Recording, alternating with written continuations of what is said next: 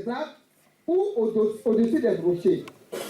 Et son nid qu'il fait, ce n'est pas des petits nids comme on voit des oiseaux, il est grand. Donc son nid est immense. Un homme peut s'asseoir dans le nid d'un aigle. Alléluia. Et son nid, il ne le fait pas n'importe comment. Il le fait si bien que l'intérieur de son nid est douillé. Comme si tu étais dans un lit. Alléluia. Il met le confort. Donc l'aigle travaille dans l'excellence. Il met une vie d'excellence. Amen. En tant qu'enfant de Dieu, nous voyons que le Seigneur nous compare à l'aigle. Pour dire que quoi? Nous, en tant qu'enfants de Dieu, nous devons mener des vies d'excellence. Dans tous les domaines que nous trouvons. Amen. Pourquoi le Seigneur pouvait nous dire que lorsque nous travaillons, nous ne travaillons pas comme des païens. Alléluia. Nous travaillons comme si nous travaillons pour notre Père qui est là-haut dans les cieux. Le patron que tu vois devant toi, ce n'est pas lui que tu vois. C'est le Seigneur que tu dois voir. Alléluia. Un enfant de Dieu ne doit pas travailler comme un païen. Dans une entreprise, il y a des païens qui travaillent et qui font la magouille, qui prennent des sous avec les gens. L'enfant de Dieu ne doit pas être là. Il doit travailler dans l'excellence. Amen. Il doit être quelqu'un qui doit devenir quelqu'un d'irremplaçable même, presque. Quand tu n'es pas là, ça doit barrer dans les services. Parce que ton poste doit être important. Nous devons rendre nos postes, nos lieux de travail importants. Par notre manière de faire. Parce que nous ne sommes pas n'importe qui. Dieu nous appelle à l'excellence. Amen. Amen. Il nous appelle en tant qu'enfant de Dieu à l'excellence. Dans ce que tu fais, il faut exceller. Ne le fais pas d'une manière médiocre, mais fais-le bien. En te disant, je le fais pour mon Père qui est là-haut dans les cieux. Alléluia. Et ton Père là-haut dans les cieux, tu le revaudras. Amen. On ne travaille pas parce que mon patron est là, je fais bien. Quand il n'est pas là, je fais mal. Non. Nous sommes des enfants de Dieu. Même dans notre travail, on doit sentir cette atmosphère, cette même nuit d'un enfant de Dieu. Le comportement d'un véritable enfant de Dieu. Dans l'excellence. Dans tout ce qu'il fait, il excelle. Il n'est pas de la médiocrité. Alléluia. Là a une très bonne vision. Il peut voir à des kilomètres, alléluia, à la ronde. Il a une très bonne vision. Et le Seigneur nous appelle aussi à avoir une vision. Amen. Une vision de notre propre vie.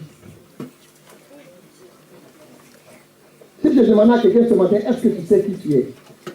Souvent, en Afrique, j'ai entendu ça. Dans les administrations, quand quelqu'un n'est pas satisfait, il va tout de suite dire, est-ce que tu sais qui je suis? Alléluia. Tu connais qui je suis? Non, on connaît cette phrase-là pour reconnaître. Est-ce que tu sais qui je suis? Amen. J'aimais bien dire, quand quelqu'un me dit ça, je dis, mais tu n'es qu'un tas de poussière. Parce que quand tu vas mourir, c'est la poussière. Tu peux être qui d'autre? Alléluia. Là, c'est le langage des orgueilleux. Mais ce matin, je veux dire à quelqu'un, est-ce que tu sais qui tu es? C'est le plan spirituel. Est-ce que tu sais qui tu es? Est-ce que tu es allé devant ton Père? Si tu n'as pas vu, tu ne sais pas qui tu es. Est-ce que as-tu demandé à ton Père qui tu es? Amen. Quand on sait qui on est, le changement s'opère. Amen. Quand on connaît nos fautes, nos faiblesses et notre force, le changement s'opère. Alléluia. Si je sais que je suis colérique, si je sais que je ne supporte pas trop qu'on me fasse des remarques, alléluia. S'il y a des comportements en moi qui font que les gens me fuient, si je reconnais ce comportement, je serai sociable. Amen. À un moment donné, je me rends compte que tout le monde m'abandonne. Parce que j'ai un comportement qu'on n'ose pas me dire. Amen. Mais si je sais qui je suis, dans la prière, j'irai vers mon Père. Seigneur, j'ai telle et telle faiblesse. Aide-moi. Alléluia. N'ayons pas une vision courte. Ayons une longue vision de notre vie. Projetons-nous plus loin. Ne nous limitons pas à ce que nous sommes aujourd'hui. Mais ayons des visions longues. pour se projeter dans l'avenir. Vous savez, quelqu'un qui n'a pas de projet dans la tête, c'est difficile d'avancer. Amen. Hein? Sans projet, c'est difficile d'avancer. Sans objectif, c'est difficile de réussir. L'un a une grande vision. Le Seigneur voudrait que tu aies une vision, que tu saches te projeter dans l'avenir. Voici ce que je vais devenir demain. Et par rapport à cette vision, tu travailleras ta vie, tu travailleras ton caractère, tu travailleras tes projets pour atteindre cet objectif-là. Tu sauras cibler ta prière pour atteindre cet objectif. Amen. Alléluia. Parce que l'un a une longue vision, il voit sa proie de loin. Lui, c'est pour la proie, c'est pour son ventre. Mais nous, c'est pour demain. L'un est un animal. Alléluia. Il n'a pas d'âme. Mais nous sommes faits pour dominer, pour amener d'autres personnes avec nous, de l'avant. Alléluia. Notre vision, c'est d'aller de l'avant, de traîner d'autres personnes avec nous dans notre vision positive.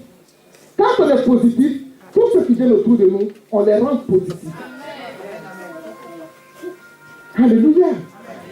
Mais quand tu marches avec quelqu'un qui est négatif, tout ce que tu vas lui dire, il ne saura pas te conseiller. Ce qui va te conseiller va t'amener au découragement. Le bon projet que tu as en main, tu risques d'abandonner à cause de son langage. Soyons positifs. Alléluia. Tu es comme l'aigle. Tu n'es pas n'importe qui. C'est pourquoi le Seigneur nous révèle. Pourquoi nous nous projetons. C'est pourquoi il nous parle de notre avenir, de notre futur. Amen. Quand on rentre réellement dans l'intimité de Dieu, Dieu nous révèle ce qu'on va devenir demain. Il nous révèle où on va, où il va avec nous. La Bible dit deux personnes ne marchent pas ensemble sans s'accorder. Tu sais où tu vas avec le Seigneur. Amen. Il y a d'autres dieux, on ne sait pas où on va avec eux. Ils disent peut-être. Peut-être si tu sois comme ci et comme ça, tu seras sauvé. Peut-être si tu mets tant d'efforts à faire ça ici, tu seras sauvé. Mais Jésus dit, quand tu crois en lui, tu es sauvé. Il n'y a pas de doute. Il n'y a pas de place pour le doute. Nous sommes sauvés pour le royaume et nous sommes sauvés pour régner sur cette terre. Mais quelle est ta vision? Alléluia!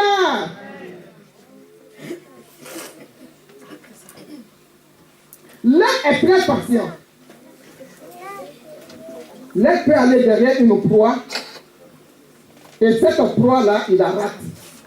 Il n'arrive pas à la saisir ou à l'attraper. Alléluia. Il ne se décourage pas. Si la proie est rentrée dans un trou, l'aigle va rester là. Il peut attendre des heures pour cette seule proie qu'il veut, qu'il a ratée. C'est-à-dire qu'il n'accepte pas l'échec. Alléluia. Il n'accepte pas l'échec. Quand il échoue, il est là.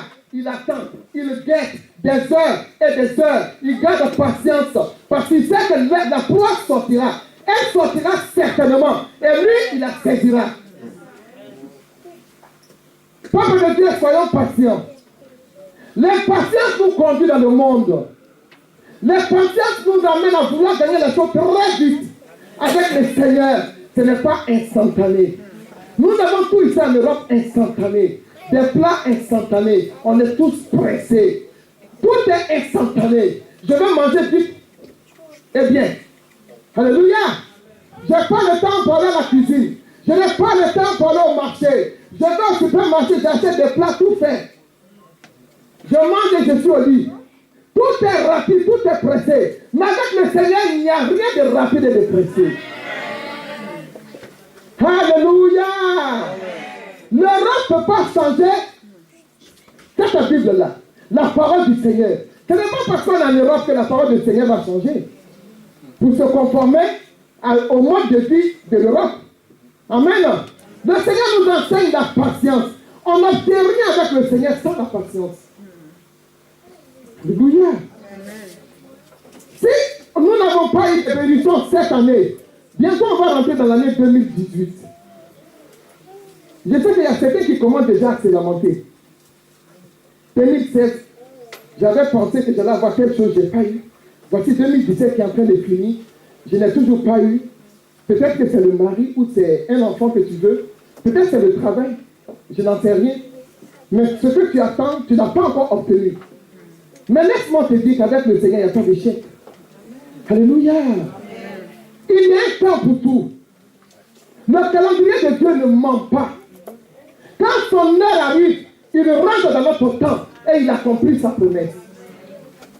Quand il promet, il le fait. Et il le fait certainement. Il le fait et il le fait bien. Le Seigneur nous demande la patience. Ça va parce que le mode de vie d'ici est une vie accélérée. Que nous aussi, avec le Seigneur, nous voulons demander des choses accélérées. Non, ça ne marchera pas comme ça. Alléluia! Gloire à Jésus! Si tu as promis l'élévation, il y a le chemin de la patience. Si tu n'es pas patient, il va t'enseigner la patience. Moïse était quelqu'un de très pressé. Amen. Nous avons vu ce que le Seigneur a fait avec lui. Le Seigneur l'a fait aller dans le désert. Pour qu'il aille apprendre là-bas, c'est que la patience. Il n'y a pas un endroit où on apprend plus la patience que dans le désert. Alléluia! Il est devenu le maître de la patience. On n'obtiendra rien avec le Seigneur à une vitesse accélérée. Sachons attendre le temps de Dieu. Alléluia! L'aigle se marie, je peux employer ce terme, se marie à une seule femme. Amen. L'aigle se marie à sa femelle, une seule femelle dans toute sa vie. Il est monogame. Alléluia. Et vous savez comment il se comporte avec sa femelle? Il est toujours avec sa femelle. Il fait tout avec sa femelle. Il va en chasse avec sa femelle. Il fait la sieste avec sa femelle. Alléluia. Il fait tout avec sa femelle. Et quand la femelle n'est pas là, l'aigle sait s'occuper des enfants. C'est-à-dire, il sait prendre soin de la maison. Tu es comme l'aigle. Est-ce que ce matin, quelqu'un est comme l'aigle? Amen. L'aigle est une seule femme. Alléluia. Une seule. Et unique. Il n'y a pas deux. Il n'y a pas premier bureau, il n'y a pas deuxième bureau. Amen. Là, la main est un peu bas comme ça. Amen. Amen. Alléluia. Amen. Nous sommes des aigles. On ne doit pas regarder à gauche ni à droite. L'homme que Dieu t'a donné, c'est lui, ton mari. La femme que Dieu t'a donnée, c'est elle, ta femme. Amen. On ne regarde pas ailleurs. On ne regarde que celui-là ou celle-là qui est avec nous. Et quand maman n'est pas à la maison, l'homme doit être capable de gérer la maison. Les hommes disent Amen. Amen. Amen. Là. Les hommes, je ne vous ai pas entendu. Hein? Les hommes, Amen. Amen. Les hommes doivent être capables de tenir la maison. Laisse-nous montrer l'exemple. Ce n'est même pas un être humain, c'est un oiseau. Un rapace. Alléluia. Les hommes doivent être capables. Souvent, on a des habitudes depuis l'Afrique. L'homme ne doit pas faire la vaisselle. Amen. Hein? Prendre l'habit de maman pour laver. Aïe, ça c'est une malédiction. Si on l'a trouvé en train de faire ça, dit, mais ça c'est maudit. Mais comment tu peux faire ça? Alléluia. Mais le Seigneur te dit que c'est ça que tu dois faire. Vous savez, moi, mes garçons, je les ai élevés comme des filles. Chez moi, il n'y a pas de garçon, il n'y a pas de fille. Tout le monde fait à manger, tout le monde lave à tête, tout le monde lave de linge. Alléluia. Il me demandait, il me disait, mais maman, tu payes quelqu'un pour faire le ménage, mais pourquoi tu veux que nous on s'en fasse? J'ai dit, je ne sais pas de ce que de l'aide sera fait. Maman ne va pas toujours être là. À partir de 12 ans, on ne lave plus les habits des garçons. Plus. Fille comme garçon, vous lavez vos lèvres. Il y a quelqu'un qui est là que je prie, mais vous lavez. Alléluia. Le ménage de la maison, il partage avec celle qui est là, qui est payée pour le faire. Il partage avec. Aujourd'hui, ils peuvent me dire merci. Parce que lui, il s'est retrouvé en Russie. Il n'est pas là avec maman. Hein. Ah. Il faut faire manger. Alléluia, maman n'est pas là. On ne peut plus payer quelqu'un pour travailler pour toi. Amen. Les hommes, est-ce qu'on est là?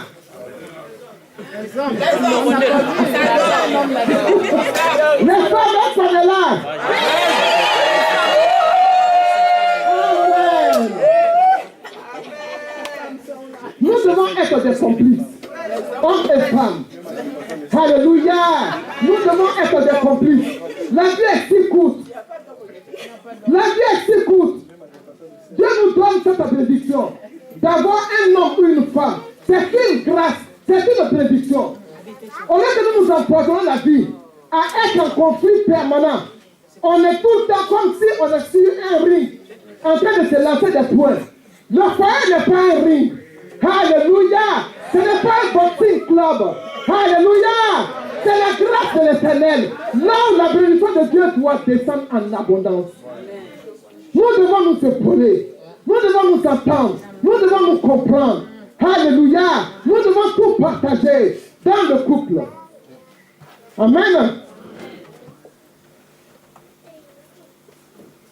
Et nous allons voir aussi une souffrance de l'aigle. Quand l'aigle se fait vieux. L'aigle vieillit, je vous ai dit, 70, 60, 70, 80 ans. Mais quand il commence à atteindre les 40 ans, il commence à se faire vieux. Son envol de plus, c'est lourd. Ses ailes commencent à peser, à devenir lourdes. Il a du mal à se déplacer. Son bec se courbe. Alléluia. Ses serres qu'il prend pour attraper ses proies commencent à devenir flexibles. Il ne peut plus attraper de proies. Amen. Il arrive à un tournant de sa vie où il a deux choix.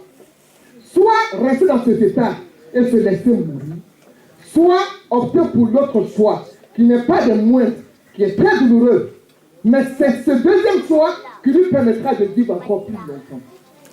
Alléluia. Quel est ce deuxième choix? Alléluia. Quel est ce deuxième choix? Ce deuxième choix, c'est que l'aigle doit monter haut. Il doit aller dans son nid. Et nous savons que son nid se trouve dans tous les cimes des arbres ou des rochers. Il va aller dans son nid. Et il va chercher un rocher où il va aller pour cogner son bec. Alléluia. Vous savez qu'est-ce qu'il veut faire là? Amen. Qui sait ce que l'aigle veut faire là? Le renouvellement. Alléluia. Il commence à cogner son bec, à frapper son bec contre le roc. Il le fait. Il le fait. Il le fait. Ce n'est pas quelque chose qu'il va faire et puis où le bec va partir tout de suite. Non. C'est quelque chose de très lent. Alléluia. Il doit éroder son bec. C'est-à-dire, il doit user lentement. Très lentement. Vous savez, ce processus peut prendre 5 mois. 4 à 5 mois. Il est là-dessus. Il fait le bec. Il fait le bec. Il cogne. Il cogne. C'est douloureux. C'est comme si tu prenais une partie de ton corps pour cogner contre le mur. Pour cogner contre le mur. Alléluia.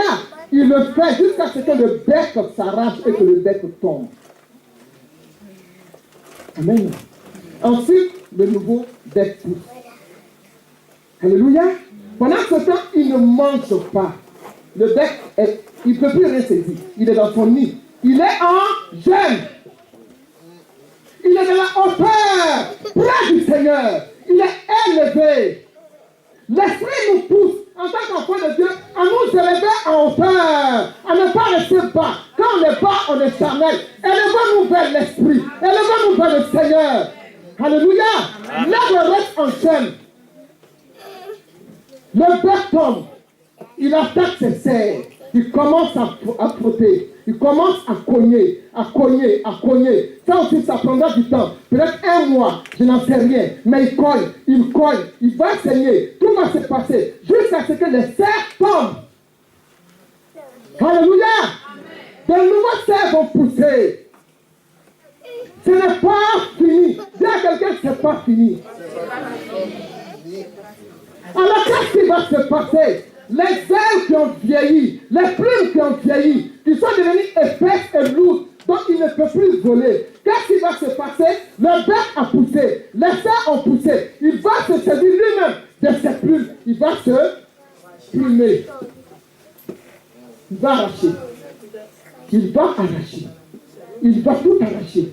Et il est là-haut, il ne peut pas bouger. Il est toujours en gêne. C'est comme moi, mais il ne meurt pas. Parce que l'Éternel l'a créé ainsi. Il ne mourra pas. Le jeûne ne te tuera pas, bien-aimé. Le jeûne ne te tuera pas, mon frère. Ça ne te tuera pas, ma soeur. En cas de privation de nourriture, tu ne mourras pas. Mais je dis une chose, ton âme va se lever dans l'Éternel. Parce que la chair va mourir. La chair sera tuée. Et quand la chair meurt, l'esprit se lève. L'esprit prend place. Alors, tu deviens un homme et une femme spirituelle. Alléluia. Alors on pourra te marcher sur les pieds. Tu ne broncheras pas. Celui qui va te marcher dessus, tu lui demanderas pardonne-moi. Parce que tu es mort. Alléluia. Mais nous avons souvent les chrétiens trop vivants. Alléluia. Trop vivants. Le texte est trop bon. Le magot est excellent. La chiconne, non, je ne peux pas avoir été loupé. Alléluia. Chez nous, c'est le foutu. Amen. Et bien d'autres choses. On regarde ces choses-là. On estime dans notre esprit. Et le jeûne est impossible de faire. Mais je vais dire à quelqu'un, quand tu veux jeûner, alléluia, ne tombe pas sur le jeûne. On ne tombe pas sur le jeûne comme ça. Quand tu veux entrer dans un jeûne, commence à te préparer. Même une semaine prends pour te préparer. Vous savez, on ne prépare l'esprit. On ne brusque pas l'esprit. Quand tu commences à parler dans ta prière, Seigneur, je veux entrer dans un jeûne. Et dis au Seigneur, quel nombre de jeûnes, quel nombre de jours tu veux faire. On ne rentre pas dedans comme Jésus. Ngoulou. Alléluia. On se prépare. On parle au Seigneur. Père, je veux entrer dans un jeûne de 7 jours. Et on prie. Et tu parles à ton esprit. Tu parles à ton âme. Tu parles à ta chair. Pendant une semaine, tu te prépares. Et quand tu vas rentrer dans le jeûne, ça c'est une chose. La Bible dit, la fin vaut mieux que le commencement. Tu ne vas pas commencer un jour, 2 jours, tu as vu quelqu'un en train de manger et tu coupes ton jeûne. Là, la bénédiction n'est pas là. La bénédiction t'attend au 7e jour. Parce que tu as dit à l'Éternel que tu fais 7 jours. Les gens sont positionnés pour le 7e jour. Et quand ils vont descendre le 7e jour, toi tu n'es pas au rendez-vous. La bénédiction retourne. Alléluia. Mais je vais dire à quelqu'un, si tu fais de ta vie une vie de jeûne et de prière, je t'assure que ta vie spirituelle sera une vie spirituelle extraordinaire. Les gens ne te reconnaîtront plus. Ton entourage ne va pas te reconnaître. Amen. Alléluia. Le jeûne nous positionne devant le Seigneur. Et il y a dans cette position de souffrance. Vous savez, la vie chrétienne n'est pas faite seulement que de bonnes choses. Tout de suite, net. Dieu fait, il accomplit, on prie net, il fait. Non. Amen. La vie spirituelle est faite de beaucoup de sacrifices. Il y a la douleur aussi. Amen. C'est ça l'épreuve. Il y a la douleur dedans, on souffre, on gémit. Mais c'est la bonne douleur. Souffrir, selon Dieu, est une bonne souffrance. Parce que c'est une souffrance qui est accompagnée d'enseignement. Moi, quand je rentre dans une épreuve, je demande au Seigneur, cette épreuve-là, elle me sert à quoi? Quel est l'enseignement que je dois tirer là? Amen. Alléluia. Si tu es malade, dis au Seigneur, cette maladie, elle est là pourquoi? Seigneur, cette épreuve que je vis, elle me sert à quoi? Je veux la comprendre. Parce que c'est des enseignements. Maintenant, notre épreuve sont des enseignements. Quand on rentre dans une salle de classe, c'est pour passer en classe supérieure. Mais quand on ne comprend pas, on fait quoi? On redoute. C'est pareil avec le Seigneur. Vous savez, il y a des chrétiens qui sont là pendant des années, ils ne changent pas. Parce qu'ils n'ont rien compris encore. Quand ils n'ont pas compris, ils sont dans la même classe. 10 ans, ils sont la même chose. Alléluia. Amen. Amen. J'ai compris cela parce que le Seigneur parle. J'avais une amie avec laquelle je marchais. Le Seigneur m'a dit, va l'aider. Va et encadre là. Elle marchait avec les païens.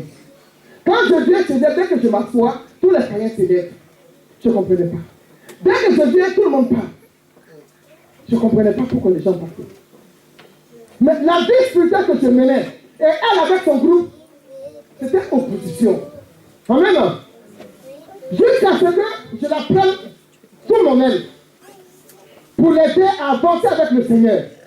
Elle me voyait beaucoup gênée. Elle a commencé à rentrer dans le jeûne, c'était difficile, mais elle rentrait. Je l'encourageais. Alléluia. À un moment donné, elle a fait un son, elle est venue me voir. J'ai fait un son, j'étais dans une classe, mais je n'ai rien compris. Et puis après, j'ai redoublé.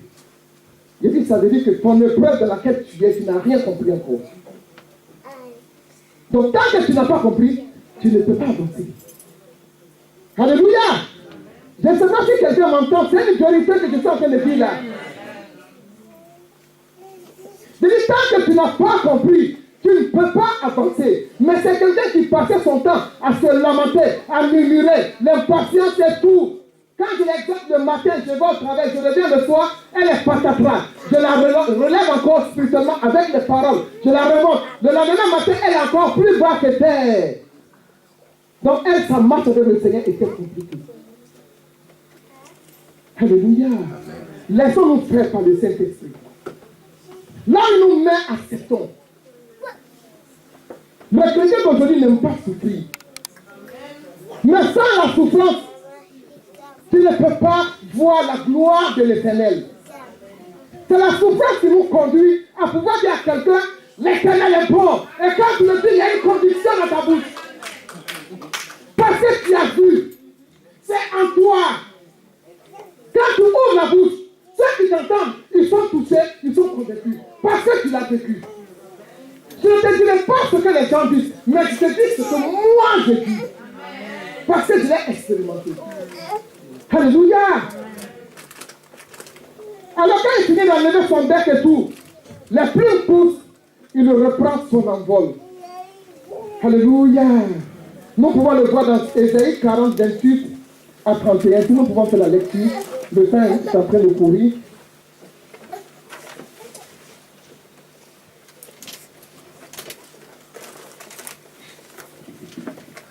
Ésaïe 40, 28, 31.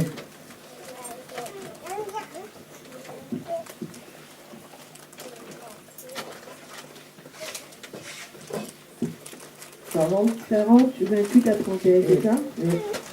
Alors la Bible dit ceci. Ne sais-tu pas, ne l'as-tu pas appris? C'est le Dieu d'éternité, l'Éternel, qui a créé les extrémités de la terre. Il ne se fatigue point. Il ne se lasse point. On ne peut sonder son intelligence. Il donne de la force à celui qui est fatigué. Et il augmente la vigueur de celui qui tombe en défaillance. Les adolescents se fatiguent et se lassent. Et le jeune homme chancelle. Mais ceux qui se confient en l'Éternel renouvellent leur force. Alléluia. Ils prennent le vol comme les aigles.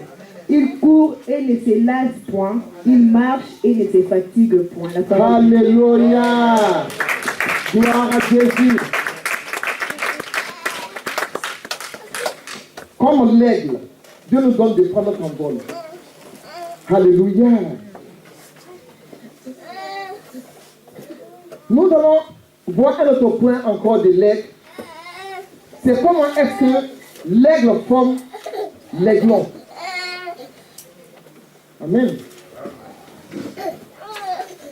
Lorsque l'aiglon, d'abord quand il sort, il doit sortir de sa coquille, de la coquille, de l'œuf. Quand il commence à sortir, souvent les deux parents sont là. Amen. Hein? Mais il est dit que ni l'aigle femelle, ni mâle, n'aide l'aiglon à sortir de la coquille. Il est dit au grand jamais. L'enfant, le bébé, l'aiglon va faire 2 jours ou 3 jours à sortir de sa coquille. Il se dévalise seul. Mais les parents ne vont pas l'aider. Amen. Et quand il aura 3 ou 4 mois, l'aigle va détruire le nid. D'abord de sa naissance jusqu'à 3-4 mois, c'est la maman qui le nourrit. Elle va chercher la nourriture, elle lui apporte, elle va chercher, elle apporte, elle va chercher, elle apporte. Amen. Comme quand nous venons au Seigneur au tout début, le Seigneur nous donne tout. Donc on pleure, il nous donne. Amen. Alléluia. Amen. Nouveau converti, on voit la main de Dieu vite fait. N'est-ce pas? Parce que le bébé, c'est spirituel. Vous voyez, le monde spirituel qui régit le monde matériel. Quand on vient au Seigneur, le Seigneur sait qu'on n'est pas encore nu, on est encore bébé, on est au lait. Dès qu'on ouvre la bouche, il nous apporte. Il y a des choses qu'on ne demande pas. On voit la vie chrétienne est tellement rose, tout est facile. Alléluia. Mais attends un peu. Alléluia. Souvent, ça après les eaux du baptême. Ou pour d'autres, même bien avant. Quand le Seigneur sait, ça dépend de la marche de tout un chacun. Quand il sait qu'en un seul mois, toi, tu as atteint une certaine maturité, il commence avec toi. D'autres, il va attendre peut-être 1 an, parce qu'ils ne sont pas venus. Ils sont à l'église, ils viennent et puis ils départent. Amen. Alors, les grands, 3-4 mois, les parents détruisent le nid. Ils détruisent le nid. Ils gardent son confort. Ils détruisent son confort. Ils détruisent sa sécurité. Vous savez, une maison, c'est notre sécurité, c'est notre confort. C'est là où on fait tout. Et voilà qu'on détruit tout. Et on le pousse dehors. Alléluia. On le jette même pratiquement dans le vide. Et les grands commencent à se débattre. Il va apprendre à voler. Il se débat, mais il se débat tout seul. La maman va être quelque part. Elle observe. Mais lui, pour lui, on l'a jeté, il va mourir, il n'y a rien à faire. Et les grands commencent à se débattre, à se débattre, à se débattre. Lorsqu'il veut atteindre le sol pour s'écraser, la mère vient rentrer sous lui et elle remonte avec lui. Amen. Quand nous venons au Seigneur, j'ai dit au début, le Seigneur nous accorde beaucoup de grâce. Mais quand nous atteignons une certaine maturité, le preuve commence. Il faut bien qu'on grandisse quand même. Est-ce que vous allez accepter un bébé que nous les mamans, que tu donnes le lait 1 mois, tu lui donnes le lait 1 an, le lait 2 ans, ce bébé-là, tu vas le fesser. Amen. Tu vas le fesser. Parce qu'il doit passer maintenant à l'aliment solide. Il doit commencer maintenant à grandir. Nos enfants qui doivent rester, il y a un film qu'on appelle Tanguy. Amen. Pour ceux qui ont regardé, c'est un jeune homme adulte qui ne veut pas quitter les parents, mais c'est rigolo. Lui, il ne veut pas aller quelque part, lui, il veut rester avec les parents, il les aime trop, il veut rester là. Amen. On va jamais accepter un enfant qui refuse de grandir. C'est pareil comme notre Père, qui nous aime tant. Quand nous venons à lui, il nous forme pour nous amener à la maturité. Parce que nous sommes appelés à multiplier. La multiplication, ce n'est pas de faire des enfants seulement. Amen. C'est pas faire des enfants et peupler la terre. Non. Ce n'est pas que ça la multiplication. La multiplication du Seigneur, c'est multiplier seulement, c'est vrai, en nombre, mais multiplier sur le plan financier, sur le plan matériel, sur le plan spirituel. Nous devons multiplier. Quand nous sommes mûrs spirituellement, nous pouvons gagner des âmes et les amener au Seigneur. Ça, c'est la multiplication. Alléluia. Donc, il nous amène à la maturité. Il nous forme.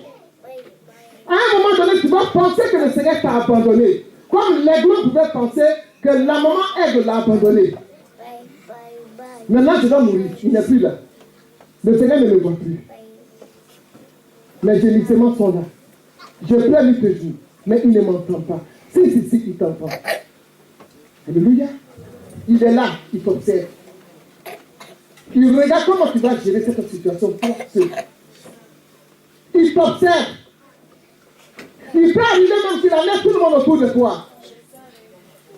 Il t'amène dans un désert avec lui. Pour que tu apprennes à connaître ton Dieu tel qu'il est. La Bible a dit qu'il est grand. La Bible a dit qu'il est puissant. La Bible dit qu'il est le véritable. Mais toi, qui dis-tu qu'il est? Il va t'amener à voir ton vocabulaire à toi. Pendant l'adoration, tu auras tes mots à toi pour adorer ton Dieu. Parce qu'il t'a amené à lui. Tu l'as découvert en tant qu'un Dieu fidèle. Alléluia! Il est multidimensionnel. Il veut t'amener à connaître ses dimensions. À connaître comment il fonctionne. Notre Dieu est extraordinaire. Il ne déçoit pas. Il ne trahit pas. Il n'abandonne pas. Il est fidèle. Amen. Amen. Pour que quand tu rentres dans l'adoration, tu sois comme un fou de Dieu. Ce n'est pas les épreuves. Ce n'est pas les épreuves. Quand Dieu nous l'impose, acceptons. Ce n'est pas les épreuves qu'on le découvre. Ce n'est pas les épreuves qu'on sait qu'il est fidèle. Ce n'est pas les épreuves qu'on sait qu'il est réel, qu'il est vrai, qu'on est parti au faux chemin. Ce n'est pas les épreuves parce qu'il se révèle. Alléluia. Gloire à Jésus. Amen. Peuple de Dieu, que le Seigneur nous aide à comprendre ces vérités, à comprendre ces comparaisons avec l'aigle. Nous ne sommes pas n'importe qui. Nous ne sommes pas n'importe quel peuple. Amen. Si tu es là aujourd'hui, que ton souci, ton besoin, c'est le mariage, sache que le Dieu qui t'a créé, et qui a dit que tu ne peux pas